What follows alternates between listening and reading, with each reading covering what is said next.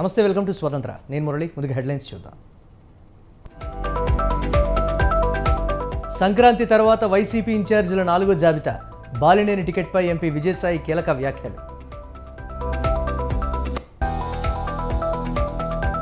వంశీ, వాసుపల్లి సహా 4గురిపై అనర్హత వేటు వేయండి.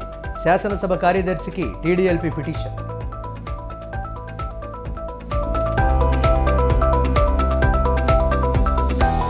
హస్తిన పర్యటనలో బిజీగా సీఎం రేవంత్. ఎమ్మెల్సీ అభ్యర్థులపై హైకమాండ్తో చర్చలు.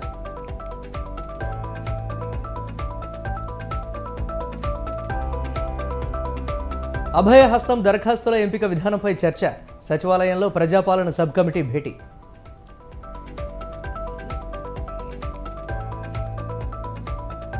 కారు షెడ్డుకు వెళ్లలేదు, సర్వీసింగ్కు మాత్రమే వెళ్ళింది. పార్టీని సరిగ్గా పట్టించుకోలేకపోయామన్న కేటీఆర్.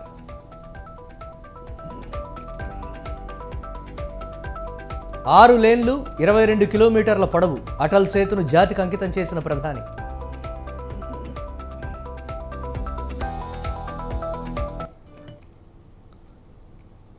సంక్రాంతి తర్వాత వైసీపీ ఎమ్మెల్యే, ఎంపీ అభ్యర్థుల 4వ జాబితా వెలువడనుంది.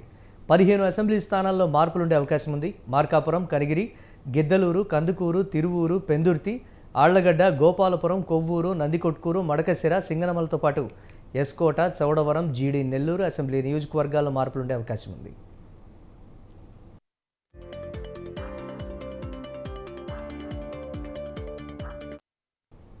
మార్కాపురం జంకే వెంకటరెడ్డి, కనిగిరి కదిరి బాబురావు, గిద్దలూరు అన్నరాంబాబు లేదా బాలినేనికి కేటాయించనున్నట్లు తెలుస్తోంది. కందుకూరు బుర్రా మధుసూదన్ యాదవ్, తిరువూరు నల్లగట్ల స్వామిదాస్, పెందుర్తి అదీప్ రాజు లేదా మంత్రి గుడివాడ అమర్నాథ్కి ఇచ్చే అవకాశం ఉంది. గోపాలపురం మంత్రి తానేటి వనిత, కొవ్వూరు తలారి వెంకట్రావు, మడకశిర శుభకుమార్, సింగనమల యామిని బాలకు ఇవ్వనున్నట్లు తెలుస్తోంది.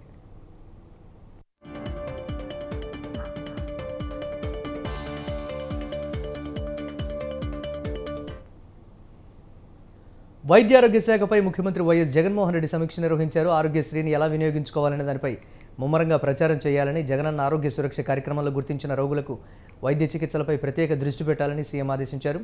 దీర్ఘకాలిక వ్యాధులతో బాధపడుతున్న వారికి సకాలంలో మందులు పంపిణీ చేయాలని, ప్రతి ఇంటిని జల్లెడ పట్టి అవసరమైన వారికి క్యాంపుల ద్వారా వైద్య సేవలు అందించాలని సీఎం సూచించారు. ముందు జాగ్రత్త అనేది చాలా ముఖ్యమని, గ్రామంలో ప్రతి ఇల్లు మ్యాపింగ్ జరగాలని ఆదేశించారు. ప్రతి 6 నెలలకోసారి డేటా అప్డేట్ చేయాలన్న సీఎం ఆరోగ్యశ్రీ కార్డుల పంపిణీపై అధికారులను ఆరా తీశారు.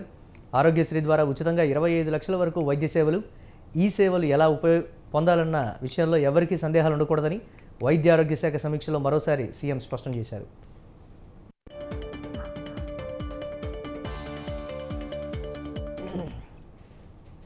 అంగన్వాడీలతో ఏపీ ప్రభుత్వం చర్చలు మరోసారి విఫలమయ్యాయి. వేతనాల పెంపు సాధ్యం కాదని తేల్చి చెప్పింది మంత్రుల కమిటీ. అంగన్వాడీలతో చర్చల అనంతరం ప్రభుత్వ సలహాదారు సజ్జల రామకృష్ణారెడ్డి మాట్లాడుతూ, ఈ సమ్మె వెనుక పొలిటికల్ ఎజెండా ఉందన్నారు. వారు విధుల్లో చేరకుంటే నిబంధనల ప్రకారం కొత్త వారిని తీసుకుంటామన్నారు. ప్రభుత్వం వైపు నుంచి పూర్తి సంయమనంతో వ్యవహరించామన్నారు. సమ్మె చేస్తున్న అంగన్వాడీల పట్ల పోలీసులు ఎప్పుడు దురుసుగా ప్రవర్తించలేదన్నారు.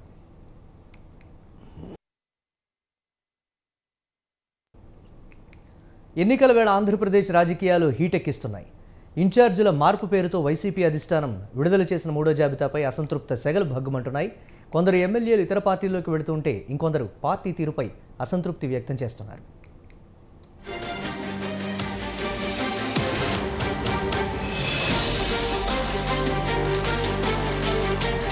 సార్వత్రిక ఎన్నికలకు సమయం దగ్గర పడుతున్న వేళ ఏపీ రాజకీయాలు హాట్గా సాగుతున్నాయి. ప్రధానంగా వైసీపీపై అసంతృప్తి సెగలు భగ్గుమంటున్నాయి. ప్రతిపక్షాల కంటే ఎంతో ముందుగా ఇన్ఛార్జీల మార్పు పేరుతో అభ్యర్థుల్ని ఖరారు చేస్తున్నారు ఆ పార్టీ అధినేత సీఎం వైఎస్ జగన్. ఇప్పటి వరకు 3 జాబితాలు విడుదల చేశారాయన. మొత్తం 59 మంది ఇన్ఛార్జీలను ప్రకటించారు. అయితే జాబితాలో తమ పేర్లు గల్లంతైన సిట్టింగులు, టికెట్ వస్తుందని ఆశలు పెట్టుకున్న నేతలు వైసీపీ అధిష్టానం తీరుపై తీవ్ర అసంతృప్తి వ్యక్తం చేస్తున్నారు.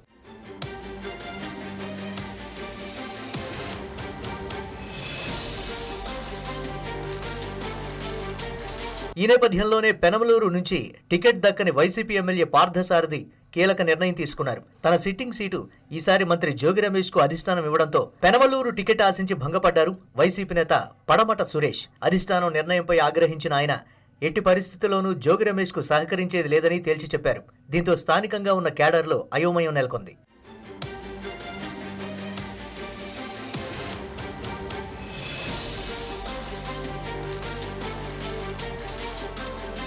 కర్నూలు జిల్లా కొడుమూరు నియోజకవర్గం వైసీపీలో అసంతృప్త సెగలు రగులుతున్నాయి. వైసీపీ ఇన్ఛార్జిగా సతీష్ను ప్రకటించడంపై మాజీ ఎమ్మెల్యే మురళీకృష్ణ అభిమానులు ఆందోళన వ్యక్తం చేస్తున్నారు. స్థానికేతరులకు టికెట్ ఎలా ఇస్తారంటూ నిలదీస్తున్నారు.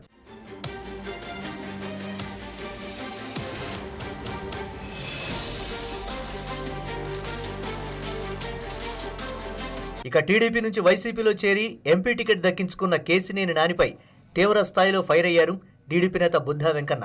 నాని ఓ అవినీతి పరుడంటూ విమర్శించిన ఆయన బ్యాంకుల నుంచి తీసుకున్న అప్పు ఎంత, తిరిగి చెల్లించింది ఎంతో కేసినేని నాని చెప్పగలరా అంటూ ప్రశ్నించారు బుద్ధా వెంకన్న.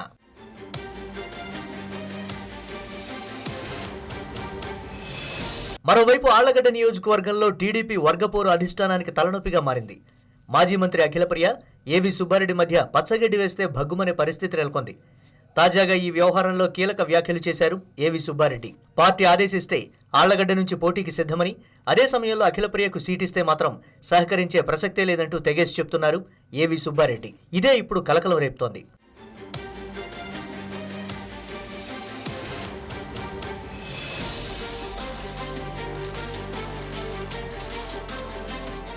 కేవలం వీళ్లే కాదు, వైసీపీలో టికెట్ దక్కని మరికొందరు నేతలు సైతం ఇతర పార్టీల వైపు చూస్తున్నారన్న ప్రచారం జోరుగా సాగుతోంది. అయితే పైకి అంతా మామూలుగా కనిపిస్తున్నా సమయం వచ్చినప్పుడు జంప్ చేసేందుకు సిద్ధంగా ఉన్నారన్న టాక్ వినిపిస్తోంది.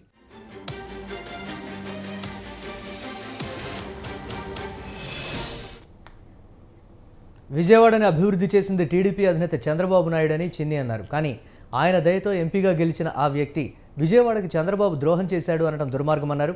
చంద్రబాబు నాయుడు విజయవాడ పార్లమెంట్లో సాధారణ కార్యకర్తని ఎంపీ అభ్యర్థిగా పెట్టిన 1,50,000 మెజారిటీతో గెలిపిస్తామన్నారు చిన్ని. మా కార్యకర్తలు కొంతమంది ఆయన ప్రతి ట్వీట్లు చేసి నేను అధిష్టానానికి లాయల్గా ఉండాలని ఒక ట్వీట్ పెట్టారు. ఆ తప్పగానే బాబు జాయిన్ చేసి నిజంగానే పెట్టారు కదా, మనం అందరూ ఇదిగా ఉన్నాం, ఆయనతో లాయల్గా ఉన్నామని 60 మంది వెళ్ళారు. రెండో రోజు చూస్తే ఇంకో నాకు ట్వీట్ పెట్టారు, 20 మంది వెళ్ళారు. నేను చూస్తే ఇప్పుడు ఉన్నారు. ఈయన 7 మంది గెలిపించిన 7 సీట్లు తెలుగుదేశం జనసేన అభ్యర్థులు కైవసం చేసుకోబోతున్నారు.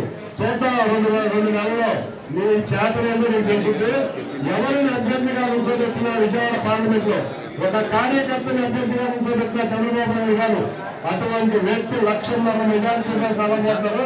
ఛాలెంజ్ తీసుకున్నారు. మా కార్యకర్తలు కొంతమంది ఆయన ప్రతి ట్వీట్లు చేసి నేను అధిష్టానానికి లాయల్గా ఉండాలని కేసినేని నానిపై టీడీపీ సీనియర్ నేత బుద్ధా వెంకన్న ఫైర్ అయ్యారు. కేసినేని నాని అవినీతిపరుడని నిరూపించడానికి తాము సిద్ధంగా ఉన్నామని సవాల్ విసిరారు. నాని బ్యాంకుల నుంచి తీసుకున్న అప్పెంత, ఆయన తిరిగి చెల్లించింది ఎంత అని ఆయన నిలదీశారు. తాను తీసుకున్న బ్యాంకుల అప్పుల వివరాలు కేసినేని నాని చెప్పగలరా అంటూ ప్రశ్నించారు.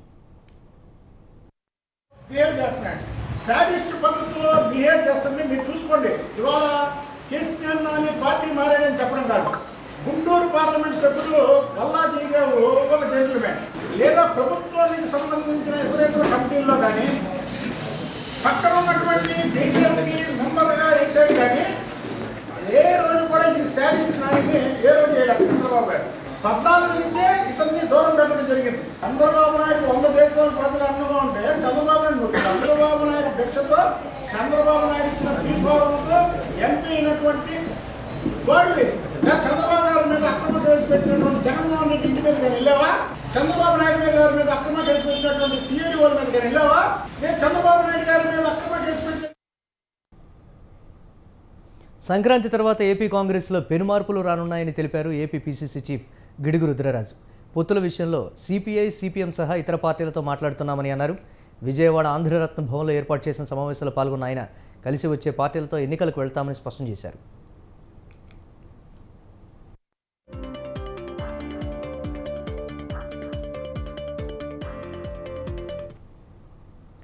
పార్టీ రాష్ట్ర అధ్యక్షుడిగా షర్మిల రాకను స్వాగతిస్తున్నట్లు చెప్పారు గిడుగు రుద్రరాజు. అయితే షర్మిల అవసరం ఎక్కడ ఉందో అక్కడ ఆమెకు అధిష్టానం బాధ్యతలు అప్పగిస్తుందని చెప్పుకొచ్చారు.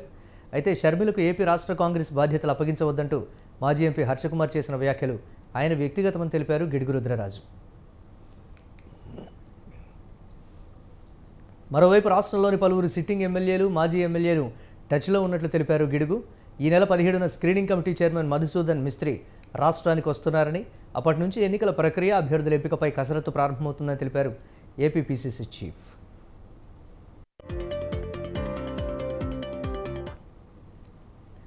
యాదాద్రి థర్మల్ విద్యుత్ కేంద్రం నిర్మాణంలో జాప్యానికి కారకులు ఎవరని డిప్యూటీ సీఎం మల్లు భట్టి విక్రమార్క అధికారులను ప్రశ్నించారు.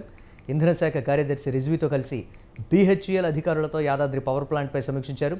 అగ్రిమెంట్ ప్రకారం 2020 అక్టోబర్ నాటికి 2 యూనిట్లు, 2021 అక్టోబర్ నాటికి మరో 3 యూనిట్లు పూర్తి చేసుకుని మొత్తం 4000 మెగావాట్ల విద్యుత్ ఉత్పత్తిని ప్రారంభించాల్సి ఉండగా నిర్మాణం ఇప్పటివరకు పెండింగ్లో ఉండటానికి గల కారణాలేంటని అడిగారు.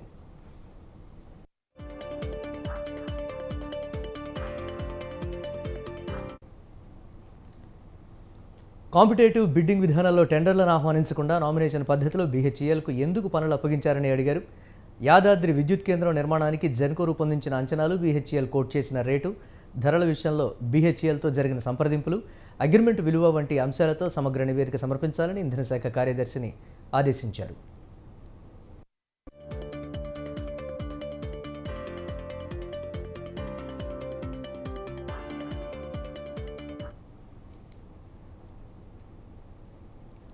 సచివాలయంలో ప్రజాపాలన సబ్ కమిటీ సమావేశం జరిగింది. 5 గ్యారంటీలకు సంబంధించి స్వీకరించిన దరఖాస్తుల్లో గ్యారంటీ వారీగా వచ్చిన అభ్యర్థులెన్ని అనే దానిపై మంత్రులు భట్టి, దుద్దిళ్ల శ్రీధర్బాబు చర్చించారు. 5 గ్యారంటీలు లబ్ధి పొందడానికి అసలైన దరఖాస్తుల ఎంపిక విధానంపై చర్చించారు. ప్రజాపాలనలో ఎన్ని దరఖాస్తులు వచ్చాయి, డేటా ఎంట్రీ ఎంతవరకు పూర్తయిందో తెలుసుకున్నారు. డేటాలో డూప్లికేషన్ లేకుండా CGG, IT డిపార్ట్మెంట్తో పాటు మిగతా అన్ని శాఖలతో సమిష్టిగా పనిచేయాలని సూచించారు.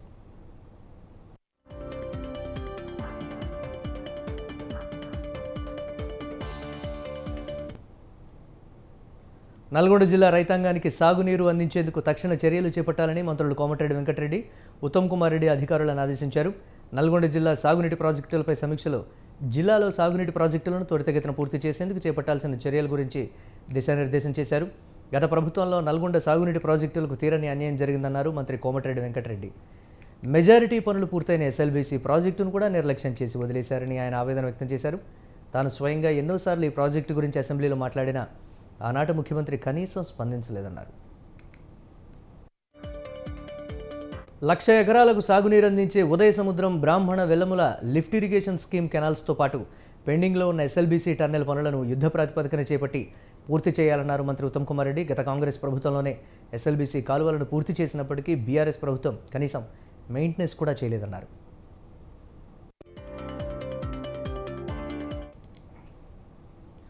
కాంగ్రెస్ నేతలు ఆరోపణలు చేస్తున్నారు కానీ ఆలోచనలు చేయడం లేదని విమర్శించారు మాజీ స్పీకర్ పోచారం శ్రీనివాసరెడ్డి. కాళేశ్వరం ప్రాజెక్టుపై విచారణ చేసుకోవచ్చని, కాంగ్రెస్ ప్రభుత్వ నిర్ణయాన్ని స్వాగతిస్తున్నామని తెలిపారు. అసలు కాళేశ్వరం అంశాన్ని పట్టుకుని కాంగ్రెస్ ఎందుకు పాకులాడుతోందని ప్రశ్నించారు. ఇంత పెద్ద నిర్మాణంలో చిన్న చిన్న పొరపాట్లు జరుగుతాయన్నారు. కాళేశ్వరం నుంచి నీటి విడుదలపై కాంగ్రెస్ సాధ్యమైనంత త్వరగా నిర్ణయం తీసుకోవాలని చెప్పారు. కాంగ్రెస్ ప్రభుత్వం వచ్చి నెల రోజులవుతోందని, కానీ వారు కాళేశ్వరం గురించి తప్ప రైతుల గురించి మాట్లాడటం లేదని విమర్శించారు. రైతాంగాన్ని కాంగ్రెస్ ప్రభుత్వం కాపాడాల్సిన అవసరం ఉందని పోచారం వ్యాఖ్యానించారు. ఎందుకో మరి వచ్చినప్పటి నుంచి 40 రోజులు అయిపోయింది, ఆరోపణలు చేయడం తప్పితే ఆలోచన చేస్తలేరు. నేను అనుభవానికి చెప్తున్నాను, 47 సంవత్సరాలుగా ఈ ఇరిగేషన్ ప్రాజెక్ట్ మీద అనుభవం నాకు ఉంది. ఒక్క TMC నీరు సద్వినియోగ పరుచుకుంటే 10,000 ఎకరాల పంట పడుతుంది. వరి పంట అయితే, అది ఆరుతడి పంట అయితే 15,000 ఎకరాలు పడుతుంది. ఇవాళ వరి పంటకి అలవాటు పడ్డట్టు రైతాంగానికి నీరిస్తే ఇలా చూడండి, మల్లన్న సాగర్లో 13.81 TMC ఈరోజు ఉంది. అనంత సాగర్లో 1.5 TMC ఉంది. రంగనాయక్ సాగర్లో 1.5 TMC ఉంది. ఈరోజు నీళ్ళు వదిలిపెట్టకుండా, నిర్ణయాలు తీసుకోకుండా పొలాలన్నీ పడవ పెట్టారు. ఏం కోపం ఇది? దేనికోసం? రైతుల మీద కోపమా? ఎవరి మీద కోపం ఇది? ఉంటే మా మీద కోపం ఉండొచ్చు, చూద్దాం. జుడిషియల్ ఎంక్వైరీ అయిపోతే ఎవరి మీద తప్పుందో తేల్తారు, శిక్షించబడతారు. నీరుంటే రైతు కష్టపడి కోట్లాది రూపాయల పంట పండిస్తాడు, టన్నుల కొద్ది పంట పండిస్తాడు. కానీ ఈ ప్రభుత్వానికి ఎందుకో మరి 10 ఏళ్లలో BRS 10 లక్షలకు పైగా IT ఉద్యోగాలు ఇచ్చిందని ఎమ్మెల్యే పాడి కౌశిక్ రెడ్డి అన్నారు. JSC పేరిట కోదండరాం తప్పుడు ప్రచారాలు చేశారని మండిపడ్డారు. BRS హయాంలో పరిశ్రమలకు పవర్ హాలిడే లేదని పాడి కౌశిక్ రెడ్డి గుర్తు చేశారు.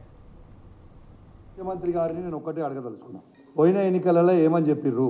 కేసీఆర్ గారి ప్రభుత్వం ఉద్యోగాలు ఇవ్వలేదు, ఈ 10 సంవత్సరాలలో ఒక్క ఉద్యోగం కూడా ఇవ్వలేదని పదే అబద్ధాల ప్రచారం చేసిర్రు.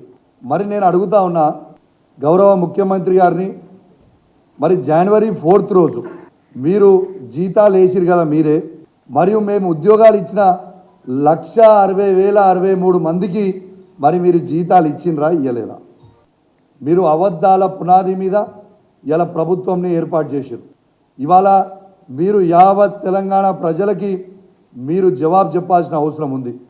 నిజము గడప దాటే లోపల అబద్ధం ఊరు మొత్తం చుట్టి వస్తుంది అన్నట్టుగా వాళ్ళ మాటలు నమ్మిరు జనం. వీళ్ళు అబద్ధాల కోరు మీద ప్రభుత్వం ఏర్పాటు చేసిర్రు. మేము ఉద్యోగాలు ఇయ్యలే అని అబద్ధాలు చెప్పినరు. ఇవాళ మేము ఇచ్చిన 1,60,63 మందికి ఇవాళ జీతాలు వేసింది. బీఆర్ఎస్ మీద కాంగ్రెస్ ఎమ్మెల్యే జీవన్ రెడ్డి తీవ్రంగా ఫైర్ అయ్యారు. తప్పుడు ప్రచారంతోనే అసెంబ్లీ ఎన్నికల్లో బీఆర్ఎస్కు ఓట్లు పడ్డాయని అన్నారు. కేటీఆర్ ఆత్మస్తుతి పరనింద నుంచి బయటకు రావాలని హితవు పలికారు. బీఆర్ఎస్ నేతల తీరు మారకపోతే ప్రతిపక్ష స్థానం కూడా దక్కదని ఎద్దేవా చేశారు.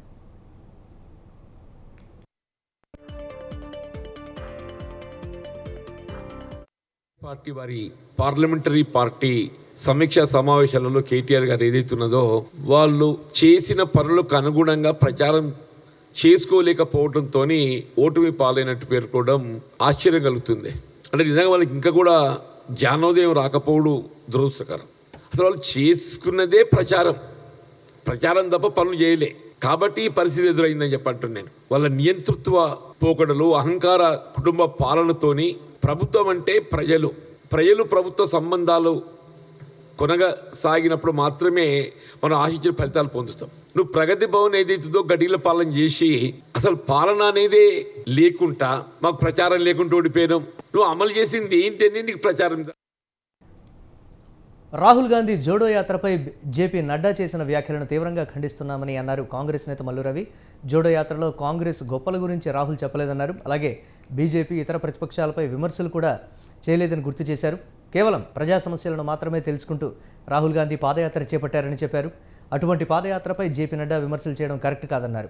మళ్లీ రాహుల్ గాంధీ యాత్ర చేస్తే ఎక్కడ ఓడిపోతామన్న భయం బీజేపీ నేతల్లో కనిపిస్తోందని, అందుకే ఇలాంటి కామెంట్స్ చేస్తున్నారని మల్లు రవి తెలిపారు. కాదది భారత్ తోడు అన్యాయ యాత్రని బీజేపీ జాతీయ అధ్యక్షుడు మాట్లాడటాన్ని కాంగ్రెస్ పార్టీ అతి తీవ్రంగా ఖండిస్తున్నాం. ఎక్కడ కూడా కాంగ్రెస్ పార్టీ గురించి కానీ లేక ఇతర పార్టీలు బీజేపీ, సిపిఐ, సిపి మీద కానీ ఆరోపణలు చేస్తూ నడిచినటువంటి యాత్రగా ప్రజలకు ఉన్నటువంటి సమస్యల్ని తెలుసుకొని ఆ సమస్యల పరిష్కారం సామరస్యంగా జరిగే విధానాన్ని ప్రజలకు చెప్తూ ప్రేమతో ఉండాలి, ఈర్ష్యాభావం లేకుండా బ్రతకాలనేటటువంటి ఒక సిద్ధాంతాన్ని కాంగ్రెస్ పార్టీ ఎప్పుడు భారతదేశం సమైక్యత కోసం పనులే చేయలేదంటాడు.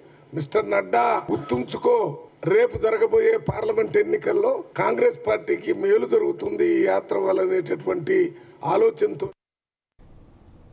బీఆర్ఎస్ వర్కింగ్ ప్రెసిడెంట్ కేటీఆర్ కీలక వ్యాఖ్యలు చేశారు. బీజేపీకి బీఆర్ఎస్ బీ టీం కాదన్నారు. బీజేపీతో పొత్తు గతంలో లేదు, భవిష్యత్తులోనూ ఉండదన్నారు. భువనగిరి పార్లమెంటు నియోజకవర్గ సన్నాహక సమావేశంలో పాల్గొన్న కేటీఆర్ బీఆర్ఎస్కు బీజేపీ బీ టీం అయితే ఎమ్మెల్సీ కవితపై కేసు పెట్టేదా అని ప్రశ్నించారు. కవిత అరెస్టు కాకపోవడానికి కారణం సుప్రీంకోర్టు జోక్యం తప్ప బీజేపీతో సంబంధాలు కారణం కాదన్నారు. గత పార్లమెంటు ఎన్నికల్లో బీజేపీ, కాంగ్రెస్ కలిసి బీఆర్ఎస్ పార్టీని ఓడించాయన్న కేటీఆర్ కాంగ్రెస్, బీజేపీ కుమ్మక్కవడం వల్లే 2 ఎమ్మెల్సీ ఉప ఎన్నికలకు వేరువేరుగా ఎన్నికలు జరిగేలా నోటిఫికేషన్ ఇచ్చారన్నారు. బీజేపీ మతాన్ని రాజకీయం కోసం వాడుకుంటోందని విమర్శించారు.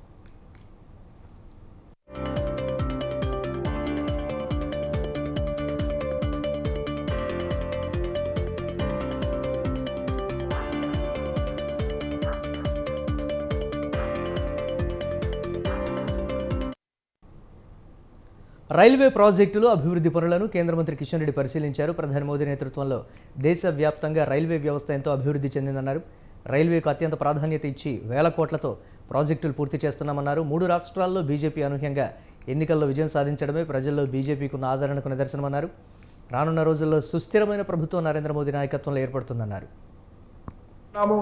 ఒకటి నర్సాపూర్ నుంచి హుబ్లీ వరకు, ఈరోజు గుంటూరు నుంచి విశాఖపట్నం వరకు, నంద్యాల నుంచి రేణుగుంట వరకు మరొక ట్రైన్ను కూడా పొడిగించుకోబోతున్నాం.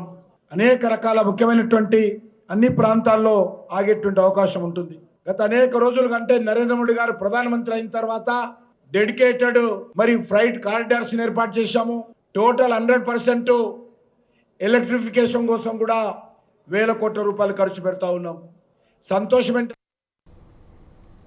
టీఎస్పీఎస్సీలో ఖాళీగా ఉన్న చైర్మన్, సభ్యుల నియామకానికి నోటిఫికేషన్ విడుదలైంది. అర్హులైన అభ్యర్థులు ఈ నెల 18వ తేదీలోపు దరఖాస్తు చేసుకోవచ్చు. ఈ మేరకు రాష్ట్ర ప్రభుత్వం నోటిఫికేషన్ విడుదల చేసింది. అర్హులైన అభ్యర్థులు వెబ్సైట్ నుంచి దరఖాస్తు నమూనా పత్రాలను డౌన్లోడ్ చేసుకోవచ్చని సూచించింది. ఆ దరఖాస్తులను ఈ నెల 18వ తేదీ సాయంత్రం 5 గంటలలోపు దరఖాస్తు చేసుకోవచ్చు. మరోవైపు టీఎస్పీఎస్సీ సభ్యురాలు సుమిత్ర ఆనంద్ తనోబా తన పదవికి రాజీనామా చేశారు. ప్రభుత్వం మారడం, ఇటీవల జరుగుతున్న పరిణామాల నేపథ్యంలో కలత చెందిన ఆమె గవర్నర్కు తన రాజీనామా లేఖను పంపించారు.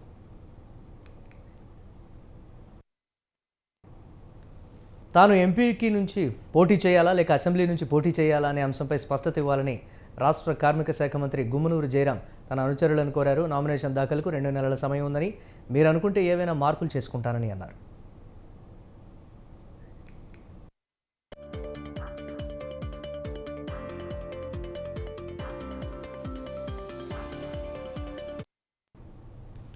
సచివాలయానికి చేరువలో సీఎం క్యాంప్ ఆఫీస్కు అనువైన భవనం కోసం అధికారులు వెతుకుతున్నారు. హైదరాబాద్ నడిబొడ్డునే ఉన్న పైగా ప్యాలెస్ను క్యాంప్ ఆఫీస్గా మారిస్తే ఎలా ఉంటుందని యోచిస్తున్నారు. ఆ భవనాన్ని సీఎస్ శాంతికుమారి, మున్సిపల్ శాఖ ముఖ్య కార్యదర్శి దానకిషోర్లతో పాటు పలువురు ఉన్నతాధికారులు సందర్శించారు. ప్యాలెస్ భవన పటిష్టత, అందులోని సౌకర్యాలను అధికారులను అడిగి తెలుసుకున్నారు. పైగా ప్యాలెస్ నుంచి సచివాలయానికి ట్రాఫిక్ ఇబ్బందులు తలెత్తకుండా రాకపోకలు సాగించడానికి అవకాశాలను పరిశీలించినట్లు సమాచారం. మినిస్టర్ రోడ్డు నుంచి ట్యాంక్ బండ్ మీదుగా లేదంటే మినిస్టర్ రోడ్డు నుంచి నెక్లెస్ రోడ్డు, ఎన్టీఆర్ మార్గ్ మీదుగా సులువుగా చేరుకోవచ్చని, ట్రాఫిక్ సమస్యలు ఉండవని అధికారులు వివరించినట్లు తెలిసింది.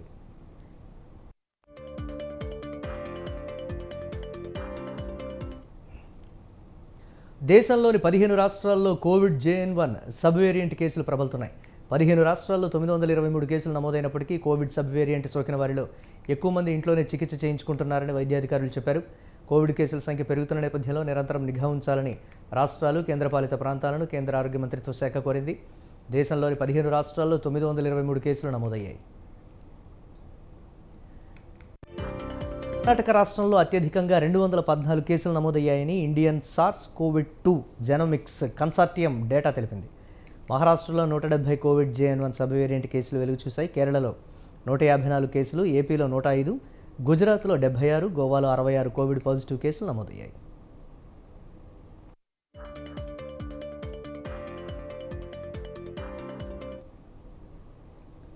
తెలంగాణ, రాజస్థాన్లలో 32 JN.1 కేసులు, ఛత్తీస్గఢ్లో 25, తమిళనాడులో 22, ఢిల్లీలో 16, హర్యానాలో 5, ఒడిశాలో 3, పశ్చిమ బెంగాల్లో 2, ఉత్తరాఖండ్లో 1 కేసు వెలుగు చూసిందని కేంద్ర ఆరోగ్య మంత్రిత్వ శాఖ తెలిపింది. దేశంలో కేసుల సంఖ్య పెరుగుతున్నప్పటికీ JN.1 ఉప వేరియంట్ సోకిన వారిలో ఎక్కువ మంది ఇంటి ఆధారిత చికిత్సను ఎంచుకుంటున్నందున తక్షణం ఆందోళన చెందాల్సిన అవసరం లేదని వైద్యాధికారులు చెప్పారు.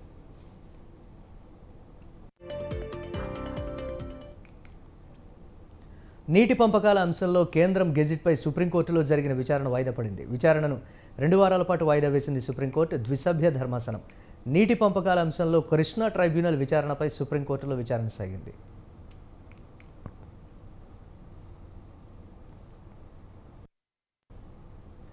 ఈ మొత్తం వ్యవహారంలో కేంద్రం జారీ చేసిన గెజిట్పై సుప్రీంకోర్టుకు వెళ్లింది ఏపీ ప్రభుత్వం. కొత్త విధానాలతో రూపొందించిన గెజిట్ తమకు ఆమోదయోగ్యం కాదంటూ జగన్ సర్కార్ అభ్యంతరం వ్యక్తం చేసింది.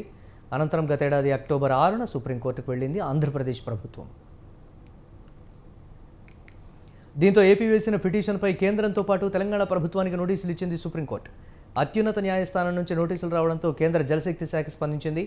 ఏపీ రాష్ట్ర ప్రభుత్వ పిటిషన్పై కౌంటర్ దాఖలు చేసింది జలశక్తి శాఖ. ప్రధాన ఎన్నికల కమిషనర్ నియామకాలకు సంబంధించి సుప్రీంకోర్టు ప్రధాన న్యాయమూర్తితో కూడిన ప్యానెల్ను నియమించేందుకు వీలు కల్పించే కొత్త చట్టం అమలుపై స్టే విధించేందుకు సుప్రీంకోర్టు నిరాకరించింది. జస్టిస్ సంజీవ్ ఖన్నా, జస్టిస్ దీపాంకర్ దత్తాలతో కూడిన ధర్మాసనం ఈ కేసు విషయంలో కేంద్ర ప్రభుత్వానికి నోటీసులు జారీ చేసింది. ఈ అంశాన్ని పరిశీలించేందుకు ధర్మాసనం అంగీకరించిన ఈ దశలో స్టే విధించలేమని స్పష్టం చేసింది. తదుపరి విచారణను ఏప్రిల్కు వాయిదా వేసింది. ఈ చట్టం అధికారిక విభజనకు సంబంధించిందని, కొత్త చట్టం ప్రకారం నూతన నియామకాలు చేపట్టే ముందు దీనిపై స్టే ఇవ్వాలని పిటిషనర్ జయ ఠాకూర్ తరపున సీనియర్ న్యాయవాది వికాస్ సింగ్ వాదించారు. ఈసీ నియామకానికి సంబంధించిన చట్టం 2022 చెల్లుబాటును పిటిషనర్ ప్రశ్నించారు. ఈ చట్టం రాజ్యాంగ నిబంధనలకు విరుద్ధంగా ఉందని పిటిషనర్ వాదించారు.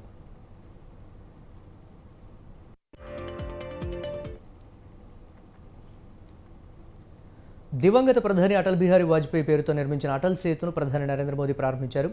ముంబై నగరంలో జరిగిన ఈ కార్యక్రమంలో మహారాష్ట్ర ముఖ్యమంత్రి ఏక్నాథ్ షిండే, డిప్యూటీ సీఎం దేవేంద్ర ఫడ్నవీస్, అజిత్ పవార్ కూడా పాల్గొన్నారు.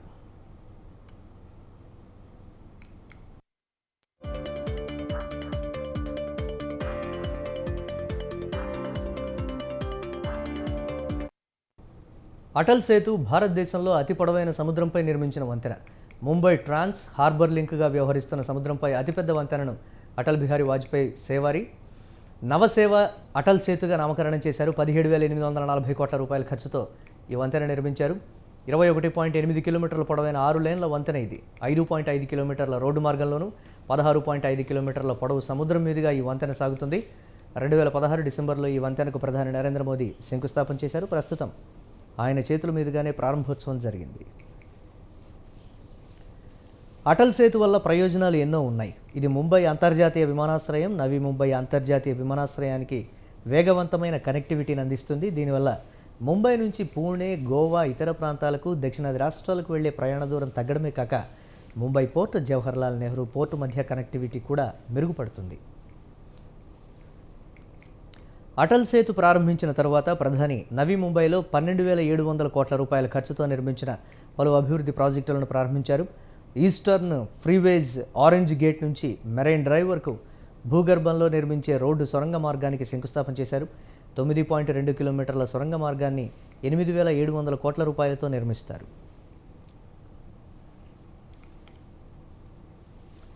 రక్షణ ఉత్పత్తుల సంస్థ DRDO అభివృద్ధి చేసిన ఆకాశ క్షిపణిని విజయవంతంగా పరీక్షించింది. ఒడిశా కోస్తాలోని చాందీపూర్లోని క్షిపణుల పరీక్షా కేంద్రం ITR నుంచి ఆకాశ్ మిసైల్ను విజయవంతంగా ప్రయోగించారు. అతి తక్కువ ఎత్తులో ఉన్న హైస్పీడ్ వైమానిక లక్ష్యాలను విజయవంతంగా పరీక్షించారు. ఫ్లైట్ టెస్ట్ సమయంలో 80 కిలోమీటర్ల పరిధిలో మానవరహిత లక్ష్యాన్ని ఆయుధ వ్యవస్థ విజయవంతంగా అడ్డుకొని నాశనం చేసింది.